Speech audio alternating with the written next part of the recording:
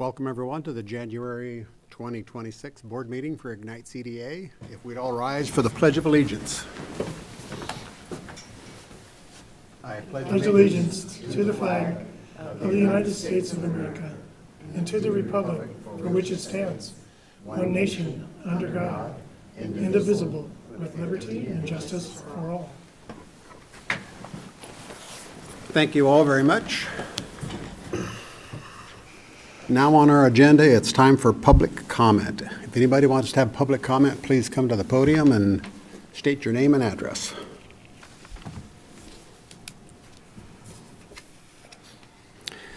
Seeing none then, I'll entertain a motion to approve the consent calendar, which is the board minutes from December 17th meeting, the payables as submitted, and then the district financial statements.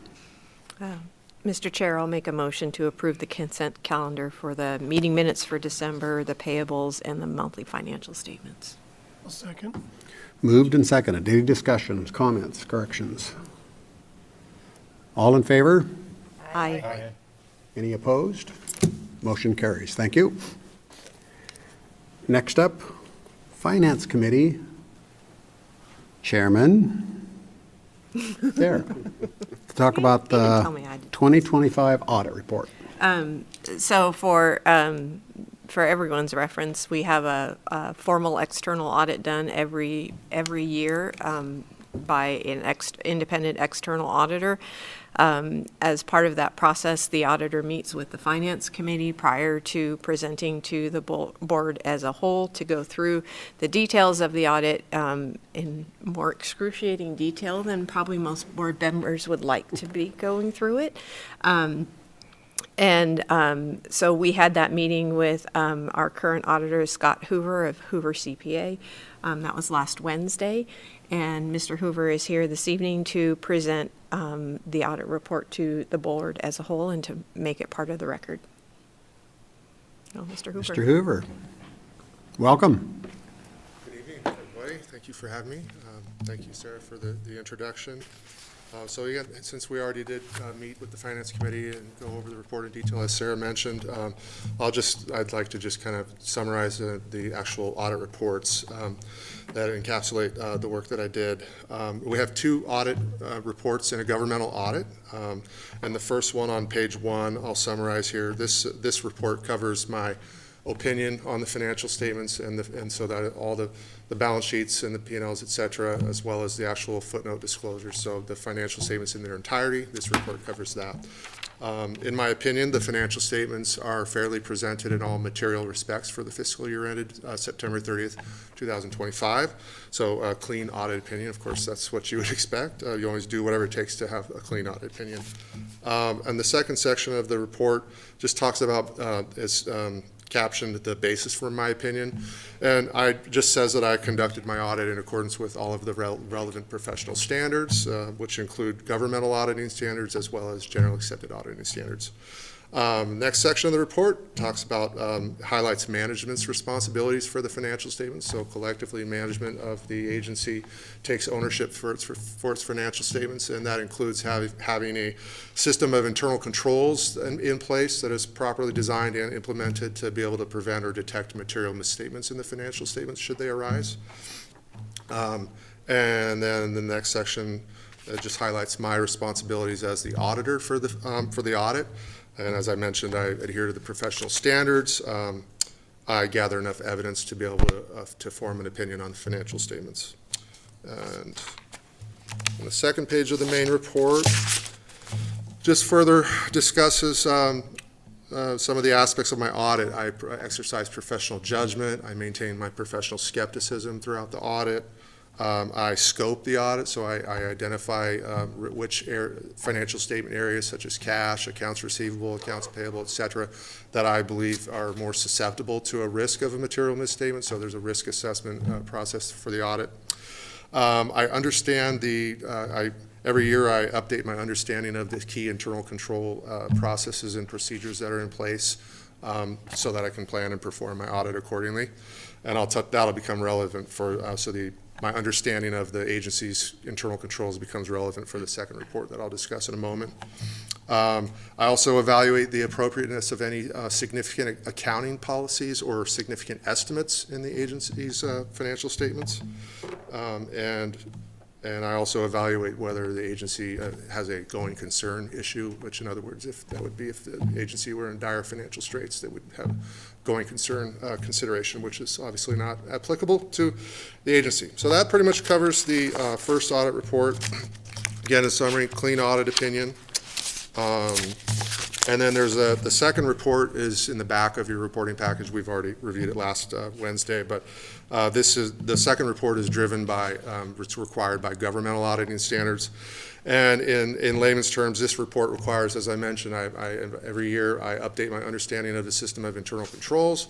And governmental accounting standards require that if in doing that, I become aware of any deficiencies in the system of internal controls. In other words, they're defined in this report as either a significant deficiency or worse, a material weakness in the system of internal controls, then I would be required under governmental auditing standards to bring that to your attention and directly the public's attention. And I'm pleased to report to you this year as well as in every other year, I did not identify any reportable deficiencies in the system of internal controls. So I'm not opining on the system of controls, but I'm also, but if I see anything along the way, I'm required to report them. So, yeah, so any questions from the board? Thank you very much, Scott. I know that it's just a little difficult sometimes. We've been pretty busy out at Atlas, so we appreciate all your hard work on this. Any questions? Thank you, guys.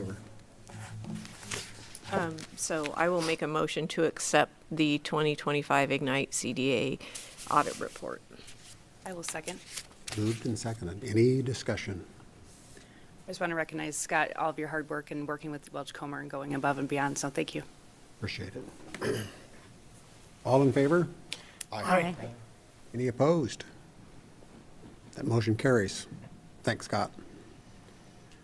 Next up, the 2025 draft annual report. Thank you, Mr. Chairman. Just to refresh everybody's memory, a change to the urban renewal statute occurred in 2011 that requires an urban renewal agency to accept public comment on their annual report prior to submittal to City Council.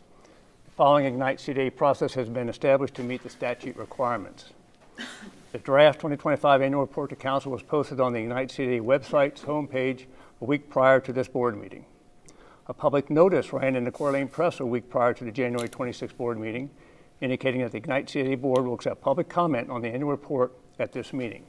The notice states that the draft report is posted online and also states that written public comments are welcome and can be submitted via mail or email.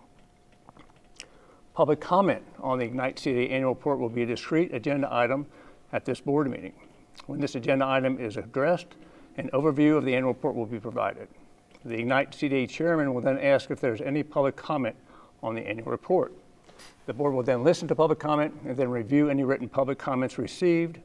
The board can then choose to discuss any issues as they wish, directing staff to work with the chairman on making any modifications to the draft annual report prior to submission to City Council. The board will then approve the draft annual report via motion with any proposed modifications as noted. So with that background, the annual report is shown on the screen. I'll just kind of briefly run through it. It's not a very long report, so we have an overview, introduction. We talk about our strategic goals.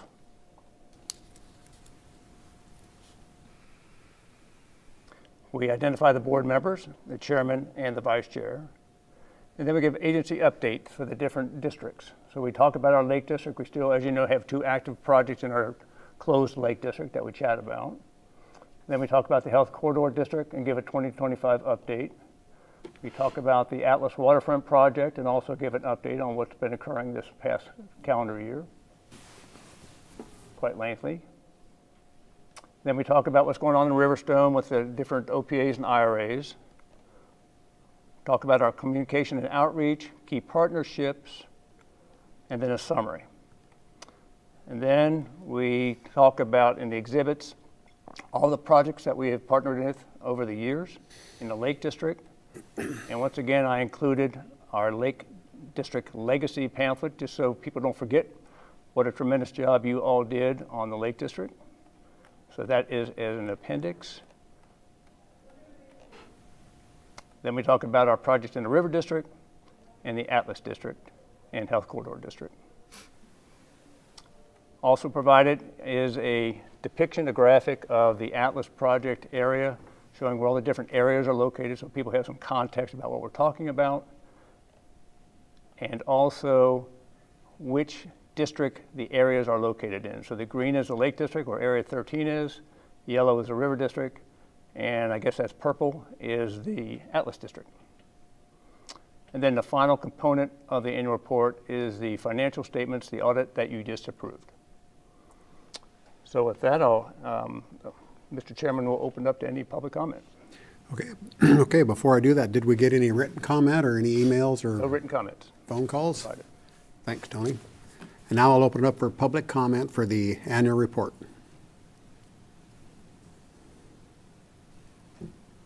Seeing none, then entertain a motion to accept. Yes. I move we accept the 2025 annual report. Thank you, Chris. Second. Moved and seconded. Any discussion, Just one comments? question. Maybe, Tony, you can answer. Is there a scheduled date that the annual report by statute is due to City Council? In March of each calendar year. March. Okay, thank you. I missed that. Any further discussion? All in favor? Aye. All opposed? None? Motion carries. Thanks, Tony. Next up is the Executive Director's Report. Thank you, Mr. Chairman. So first up is Resolution 26-01, destruction of semi-permanent and temporary public records. As you recall, each January we bring this resolution to the board as per our record retention policy to destroy certain public records that have been identified, and these constitute temporary public records, documents, and statements dated prior to October 1st, 2023, and semi-permanent public records, documents, and statements dated prior to October 1st, 2020. Council Quaid has reviewed this resolution, making sure we're all up to date on the different statute codes, so we're all set to go. Motion? Yeah, is that me? You're all looking at me. I make a motion that we accept resolution number 26-01, the resolution of urban renewal to destruction of semi-permanent and temporary public records. Second? Moved and seconded. Roll call. Arman, Yes. Meyer, Yes. Garcia, Yes. Metz, Yes. Hoskins. Yes. Jester, Yes. Miller. Yes. Motion carries. Next up, Mr. Chairman, is kind of the Atlas project. The first area is Area 13, DeChase Mixes increased residential building height request. I'll give a brief summary and then request that Dean come up and visit with the board. So as you recall, the DeChase Mixes team is requesting Area 13 residential building height increases from 45 foot to 47 feet 10 inches, so just a little less than 3 feet in additional height. Per city code, building heights are measured from the average grade to the midpoint of the building height. There is an allowed building height variance up to 53 feet on Area 13 if the developer can show public benefit. At the September 17, 2025 board meeting, the Ignite board gave the developer the latitude to go up to a maximum building height of 53 feet with the requirement that the developer come back to the board for final approval. So with that background, I'll invite Dean, Mr. Pepe, up here to visit with the board and show his slide deck. Good evening. Welcome.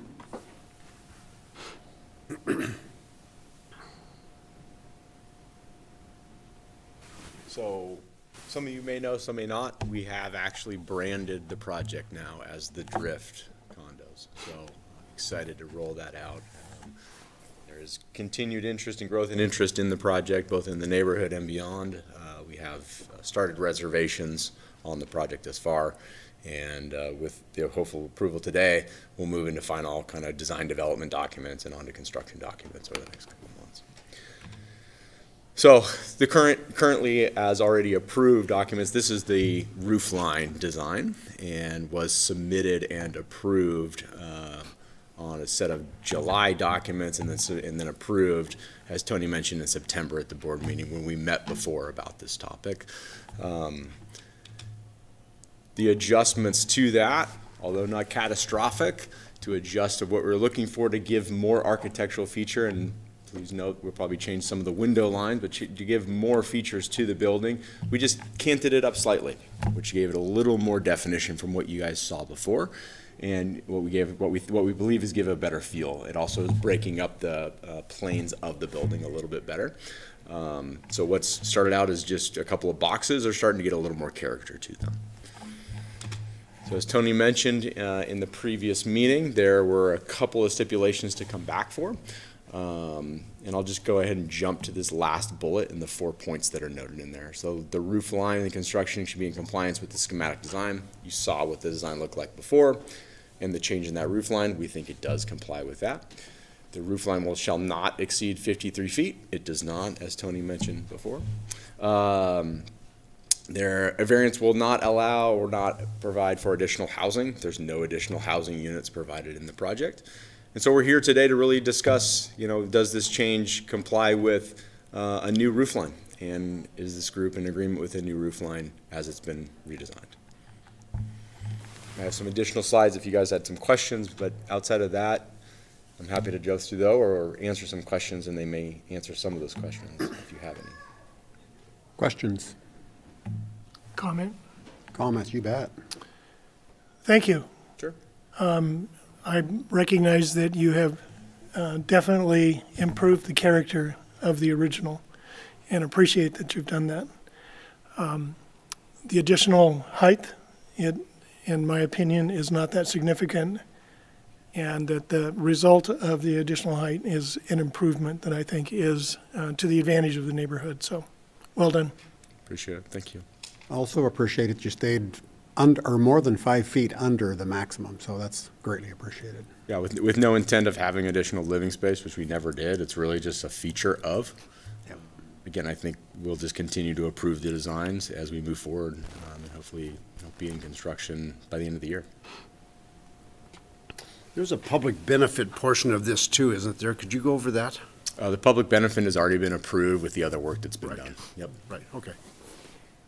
And what impact does this have to people who might be behind these buildings somewhere else in the development? So if they're, in the space that's, in that empty space there that's behind where the yellows are, if someone's in a building there, is that going to impact their view based on, I just have to ask. No, as an example, I can't.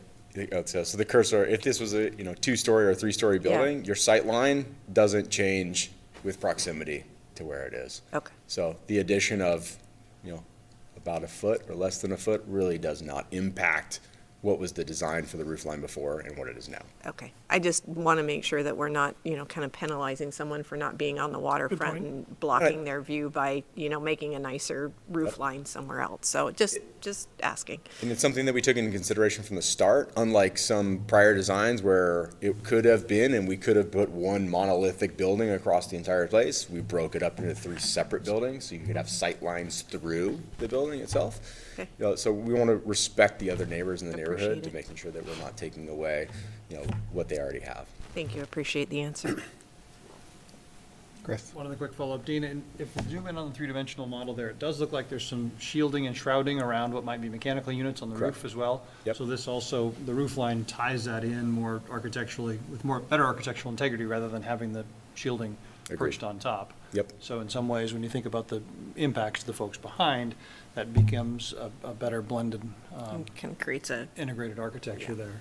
It's a good Allows point. that, but does keep the mechanical screening from a public benefit standpoint. that's helpful. I don't like looking at HVAC units myself. Not the favorite side of the building, but it has to be there. It's an acquired taste. Yes.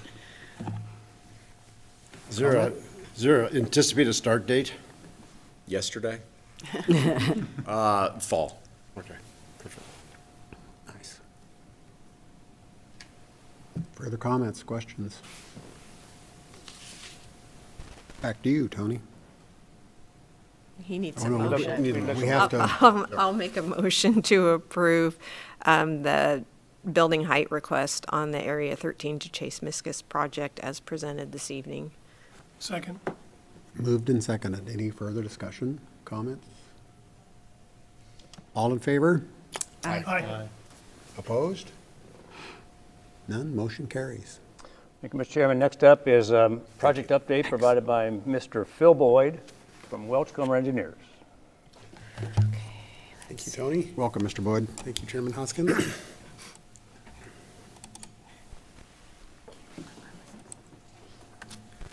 Okay, the update today is focused on Phase 3, no surprise there. I wanted to refresh the board members, the board's, on our team, what our team consists of, because there's more than just Welch Comer participating, as you guys know.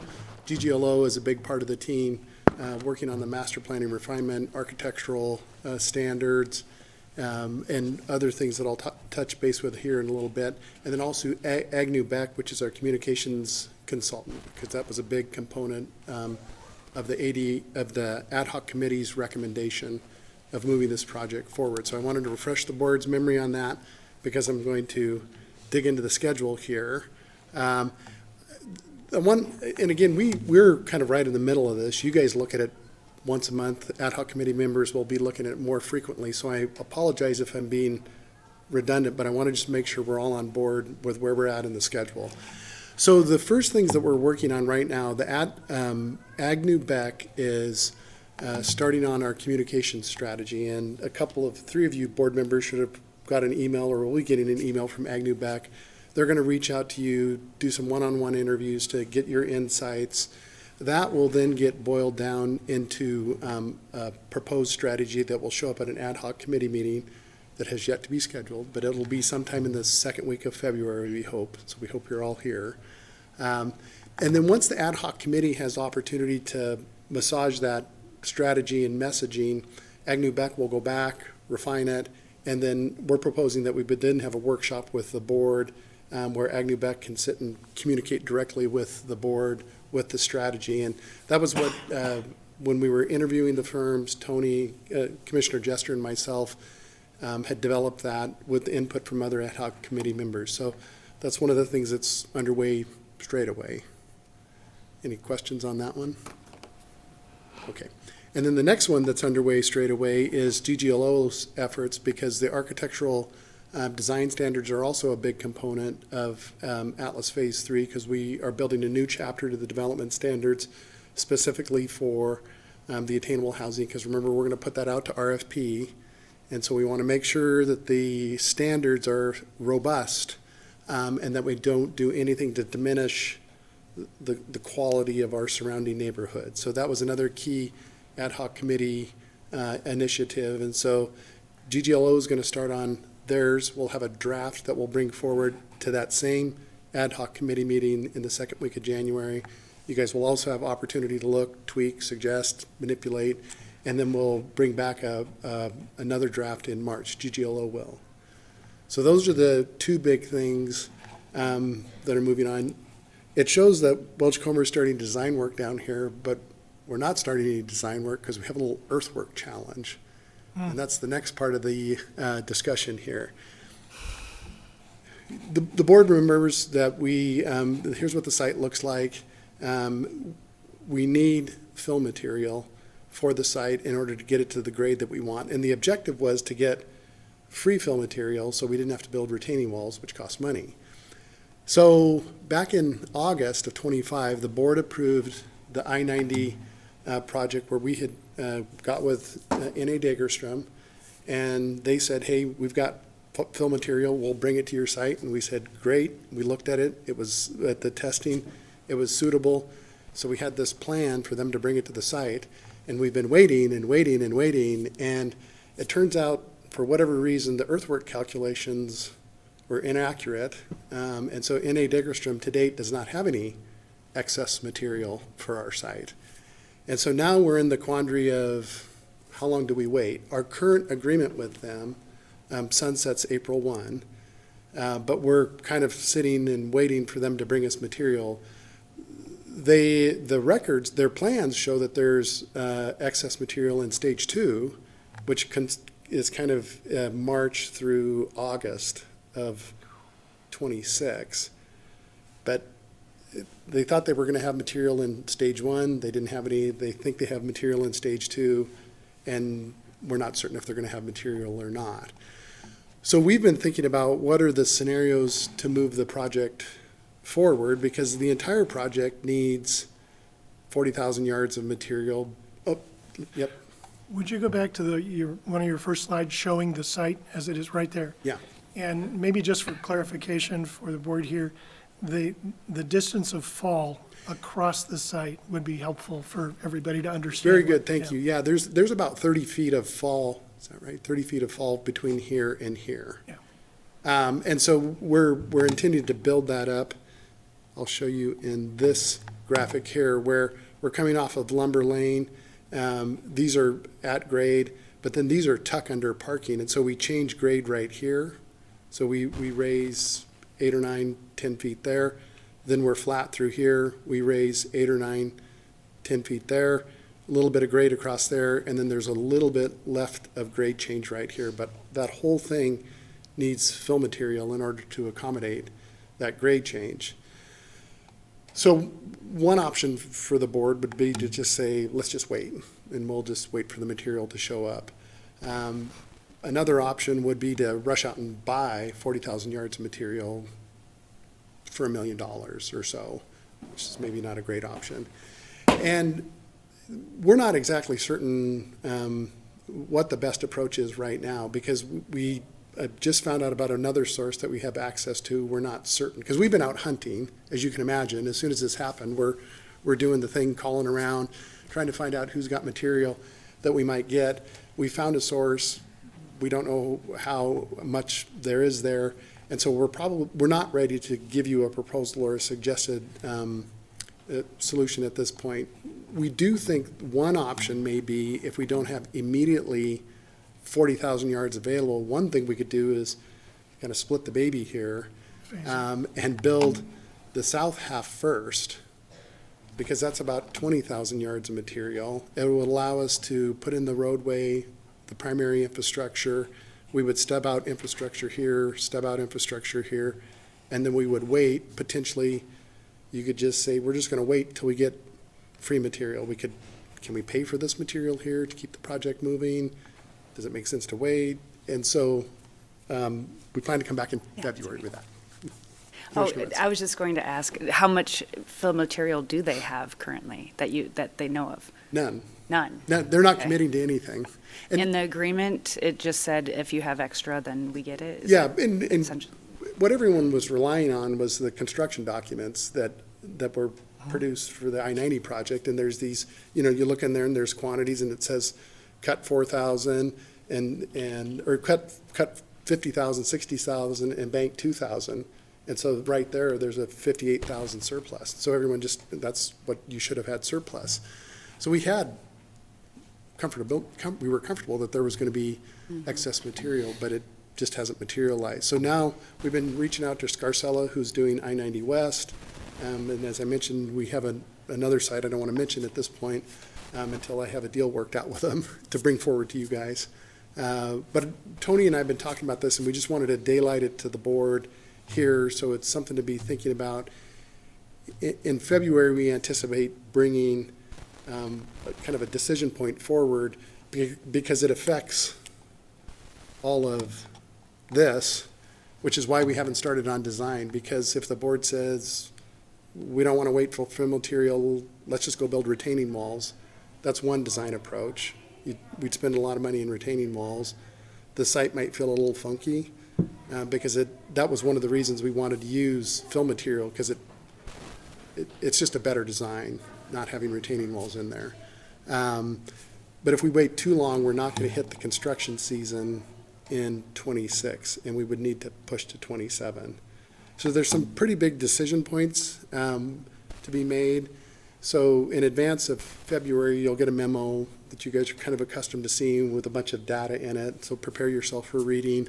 We'll put an executive summary in the front of it, and with decision points and pros and cons and money and time and all those things that you guys would need to make a decision on. So any other questions on that? New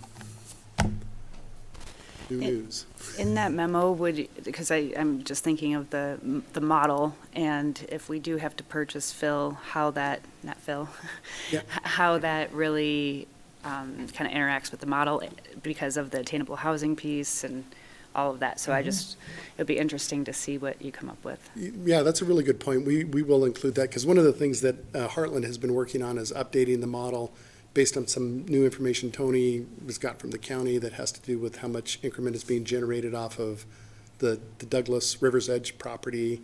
And so we want the model to be as current as it can be, so that's underway. We're supposed to have the updated model next week.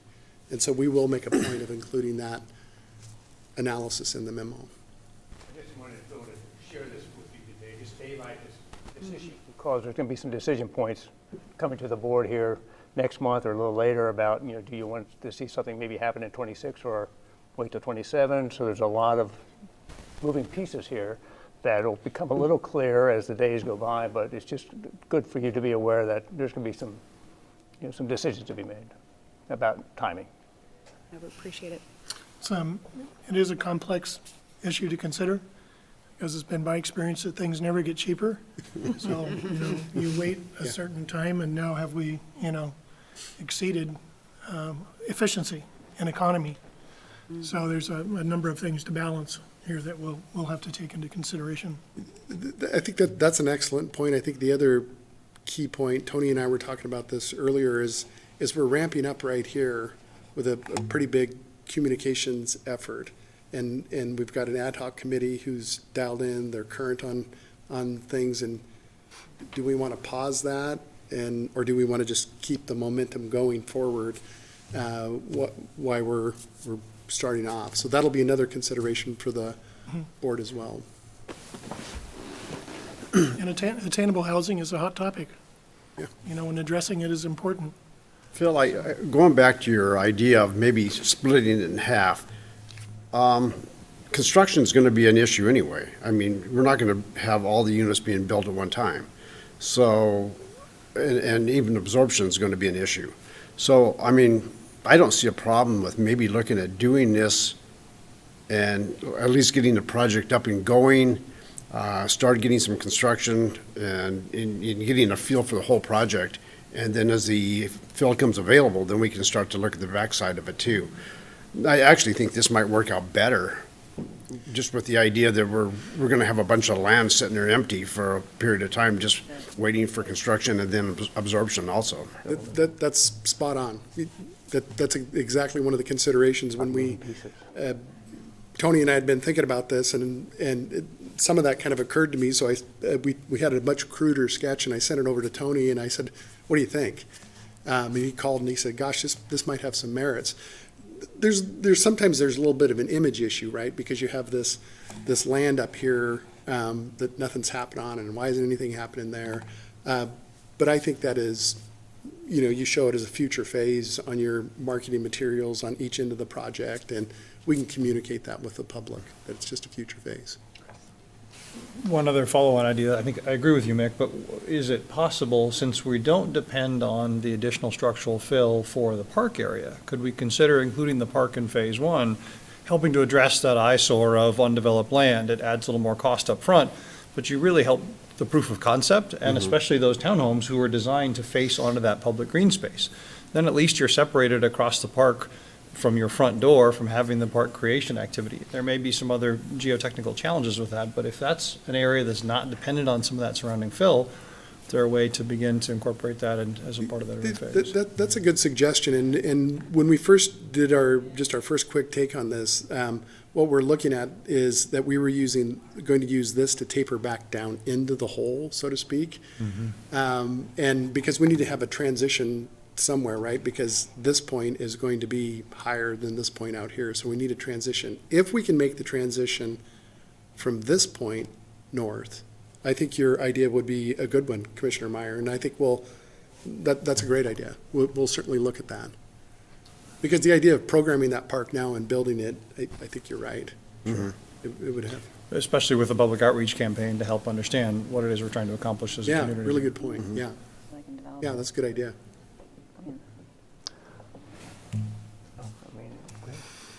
Any other Okay. comments, questions? I was just going to throw into the hat on this discussion that we have had some developers who might be proposers indicate that they wanted the whole project at once so that they could do like a master plan, potentially condo, the whole thing. So there are a lot of things that have to go into making the decision about splitting it and how to move forward in general. So lots of data to be gathered, I think. But I before we don't move think this forward. would change the RFP process, because, I mean, because you're gonna still have the entire program ultimately. It's just a matter of timing of fill. Yeah, potentially, if we were to, but we wouldn't be able to, we would be continuing to work on property that they owned. I don't know. We just have to, there's a lot I think we would have to think about, because we sold the whole thing so that they could a developer could start developing that bottom section. We'd still have work to do on the top section, which maybe isn't insurmountable, but it's certainly something to think about.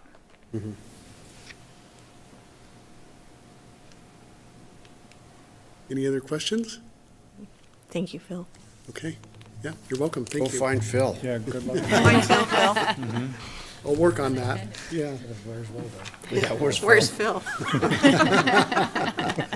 Thank you. Thanks, Phil. That's all I have, Mr. Chairman. Thanks, Tony. Next up is board commissioner comments. Any board commissioner comment? Oh, isn't this Tony's last meeting? I have- Tony's yeah, last We would official like to meeting. talk about the Tony. Tony's retired, actually. He's back now on a temporary basis, but been here more than 25 years and led this group, and we love him dearly, and we're going to hate to see you go. Thank you. Well, we'd like to welcome Will, too. And we went through the month of December and hiring process, and Will Osborne is in the crowd, is going to be Tony's replacement. We all knew that, but just wanted the viewing audience to know all that. Questions, comments? Thank you for all your work, Tony. Thank Yes, you, thank Tony. you. Yes, thank you, Tony. And welcome, Will. And welcome. I'll entertain a motion to adjourn. So moved. Second. All in favor? Aye. Aye. Opposed? Who seconded that? Motion carries. Who was the second? I said it kind of quietly, sorry. And that's a wrap.